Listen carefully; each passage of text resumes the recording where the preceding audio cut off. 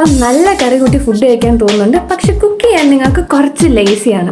I M not here to judge you but to help you. First step, go to kitchen.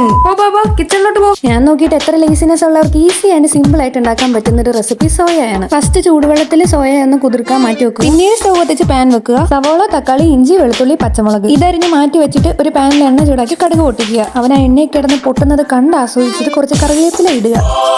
പിന്നെ ഈ veggies എടുത്ത് ആ എണ്ണയിലേക്ക് ഇടുക. പിന്നെ ആവശ്യത്തിന് ഉപ്പിട്ട് നന്നായിട്ട് ഇളക്കുക. ഇനി മസാലാസ് ഇടാം. മഞ്ഞപ്പൊടി, മുളക് പൊടി, മല്ലിപ്പൊടി, എന്തോ ഒന്നുകൂടുണ്ടല്ലോ, കുരുമുളക് പൊടി. ഇനി നന്നായിട്ട് മിക്സ് ചെയ്യുക. ഇനി കുറച്ച് വെള്ളം ഒഴിച്ചു കൊടുക്കുക. മസാലാസ് ഒക്കെ ഒന്ന് പെട്ടെന്ന് മിക്സ് ആവാൻ വേണ്ടിയിട്ടാണ്. ഇനി നന്നായിട്ട് ഡ്രെയിൻ ചെയ്ത് സോയാസ് നമുക്ക് അതിലേക്ക് ഇട്ട് കൊടുക്കാം. എഗെയിൻ മിസ്ക് മിസ്ക് മിസ്ക്. അയ്യാ, കൊഞ്ചം തണ്ണിയും കൂടി. പിന്നെ ഞാൻ അമ്മയുടെ സ്പെഷ്യൽ പൊടിച്ച മസാലയാണ് ഇടുന്നത്. ഇതില്ലെങ്കിൽ നമ്മുടെ സാധാ ചിക്കൻ മസാല ഇട്ടാലും മതി. ഇഷ്ടമുണ്ടെങ്കിൽ മല്ലിയില, ഇല്ല സ്റ്റിക്ക്. ഇനി ഒന്നുകൂടെ മിക്സ് ചെയ്യുക. ഞാൻ പറഞ്ഞില്ലേ ഭയങ്കര ഈസി പ്രോസസ്സാണ്, വേറെ സംശയമൊന്നുമില്ലല്ലോ. ഒരു 5-10 മിനിറ്റ് കഴിയുമ്പോൾ ഇതേപോലെ വരും. അപ്പൊ ഉപ്പൊക്കെ കറക്റ്റ് ആണോ നോക്കുക, ഇല്ല ഇട്ട് കൊടുക്കും.